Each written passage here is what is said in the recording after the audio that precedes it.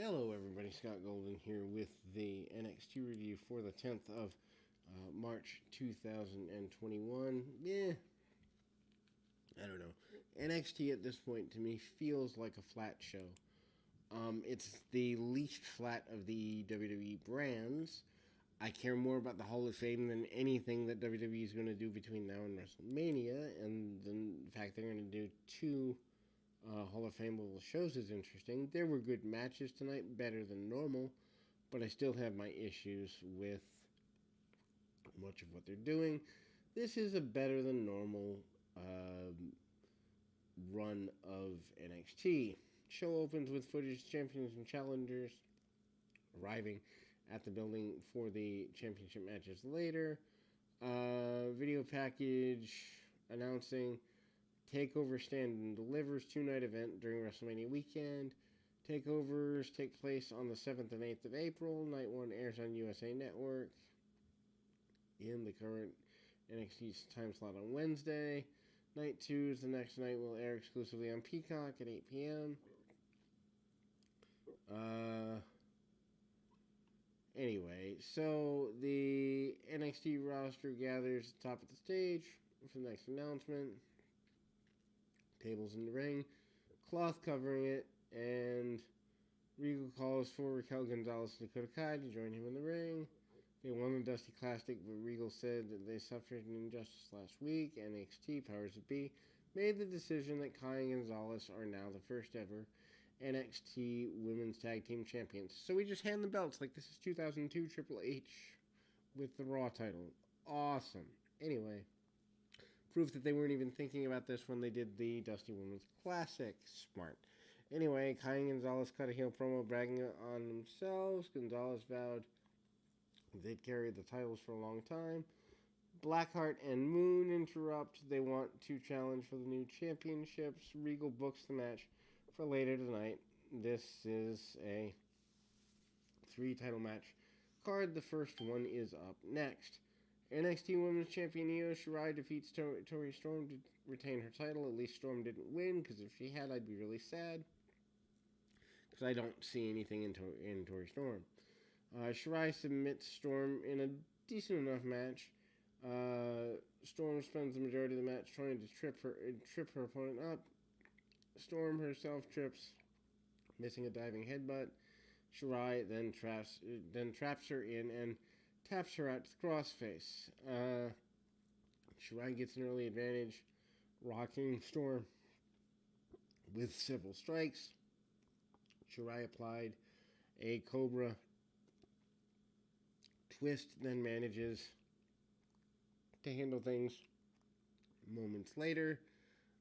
Storm tripped up and Shirai hits on the apron. Storm then sets Shirai crashing into the ring steps. Shirai then goes down selling as the show cut to picture-in-picture, commercial break, and ultimately Storm works over Shirai during the break.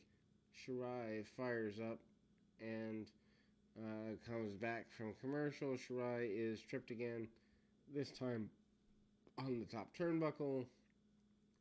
Storm hits a superplex, which is an overused move these days. I remember when that was finished. Shirai comes back, backdrop Storm on the apron, ouch, and then follows up with a moonsault off the top turnbuckle to the floor. Storm still able to trip Shirai, and Storm hits a Liger Bomb for near fall. Shirai responds with a Liger move of her own and hits a palm strike. Shirai transitions, applies a crossface. Storm is able to get a rope break. Several running knee strikes in the corner. Shirai misses a moonsault press. Tori nails her with a Storm Zero for near fall. Shirai kicks out, which basically kills her finish. Storm climbs the turnbuckles for the Harley Race style diving headbutt. Shirai rolls out of the way. Leaves Storm crash and burn, and Shirai then catches her with a crossface, and Storm taps out. NXT champ Finn Balor is backstage. He's in the dressing room. He cuts a promo at Adam Cole. He concludes by saying he defeated Cole to win the title, and he'll defeat him again tonight. A good push for Jake Atlas, or I'm sorry, Pete Dunne here. Dunne submits Jake Atlas in a crazy spots match. Clash of Style. NXT Tag Champs Birch and Lorcan were in Dunne's corner during the match. Dunne grounds Atlas in the match. Atlas springboards into a flurry of moves. Dunne then stops him in his tracks with a kick. Dunne punishes Atlas with several joint locks, and then Atlas fires up into a comeback. Atlas nails Dunne with a series of strikes, and then there's a standing moonsault. Hits the cartwheel or tries to hit the cartwheel DDT. Dunne goes after the arm. Atlas crashes into the ring, and he goes to work on the arm. So they do the finger break spot in an arm bar, and Atlas verbally submits. This makes him look super weak, but they're not really doing much with him anyway. Dunne cuts a post-match promo. He says he's the best technical wrestler in the world and says he will give a challenge for anyone in Imperium with a pre-match, pre-tape promo trying to recruit Timothy Thatcher to be with them. Leon Ruff cuts a promo on Swerve Scott. Ruff versus Scott takes place next week, and cricket's cricketed all over the world.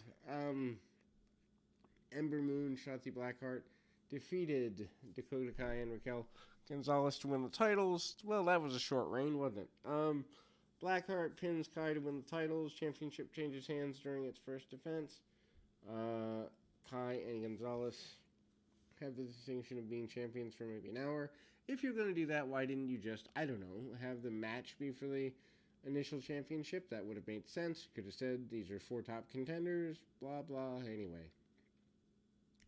Blackheart locks Kai in the cloverleaf early in the match. Kai gets out with a rope break. Double down after attempted high kicks. Cut to commercial. Heels are working over Blackheart during the break. Hot tag post-break. Moon comes into the match. Cleans house. Blackheart flies through the ropes with a tope dive. Gonzalez comes back in. Double team. And they basically try to kick her head off. Gonzalez with a gory special on Moon. And she flips Moon into a sit-up powerbomb. Cool looking spot for what it was. Blackheart goes nuts on Kai, leading to a 2 count, and then more near falls challengers. Kai keeps kicking out. Gonzalez does at least one breakup, and Blackheart uses a stunner to create some separation, and Moon leaps off, goes for the ellipse. By the way, why does everyone use stunners? None of them are as over as Steve Austin, nor ever will be. Why does everyone do this? Anyway, Gonzalez blocks Moon's finisher, counters with a Rana. Gonzalez is fighting for a powerbomb. Kai collides into them. Gonzalez and Moon goes tumbling over the ropes, and Blackheart's able to get a roll-up in a bridging pinfall. Titles change hand. Adam Cole basically says that he's going to regain his championship. It's his, and nothing's going to stop him. Xia Li defeats Caden Carter via disqualification. Casey Catanzaro interferes to get the DQ. Carter gets more offense than most people would. Lee's character is basically supposed to be unstoppable, but wasn't here. Catanzaro hits Lee with a crutch, causing a DQ. Catanzaro hits Lee with the crutch a couple times. Boa gets in the ring, and Catanzaro tries to hit him with the crutch. He takes the crutch from her. Cardi nails him with the other crutch. And, well, who knows? Anyway, Jordan Devlin is at the airport. He's cutting a promo. He's headed to the United States for a while. He says that he's the real NXT Cruiserweight Champion. Devlin was champion before Santos Escobar became the interim champ and title match of Clash.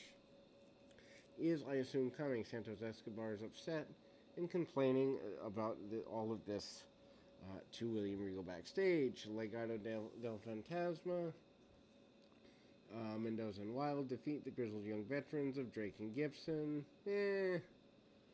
Nothing major here. I mean, it's fine, but it's completely skippable.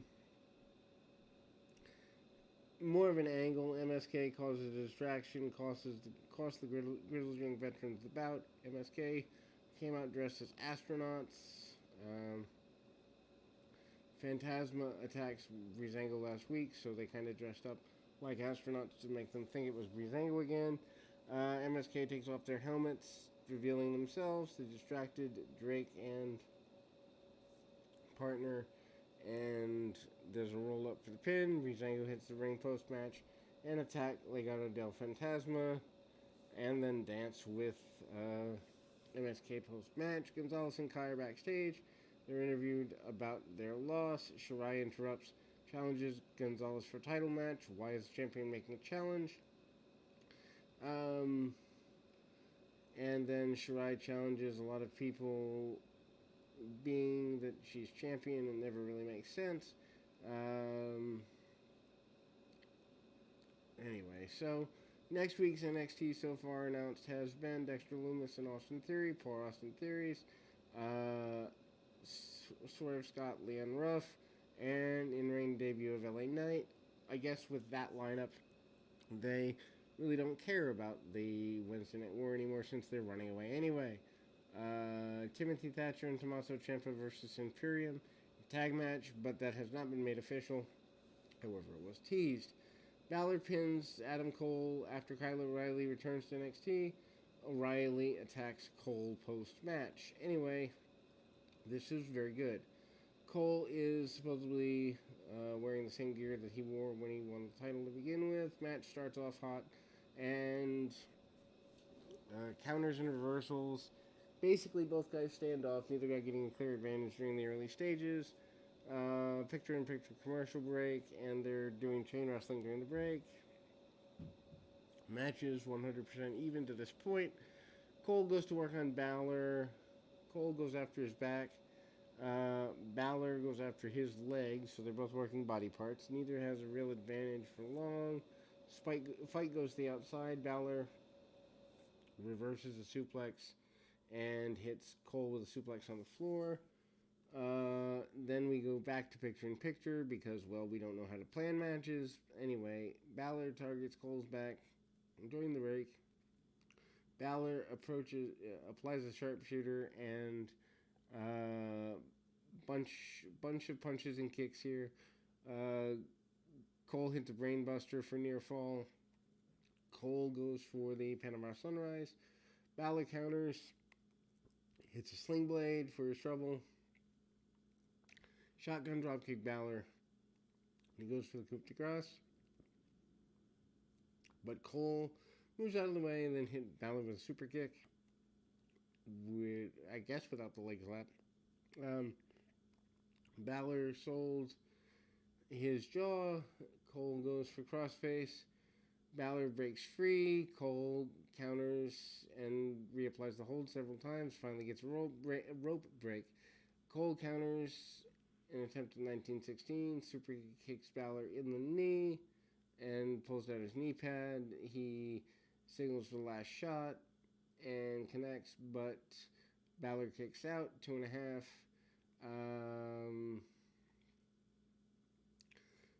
Let's see. So Cole executes a Panama Sunrise. Balor kicks out again. Cole sells the kick out. He does the disbelief face, and Balor sends Cole out of the ring.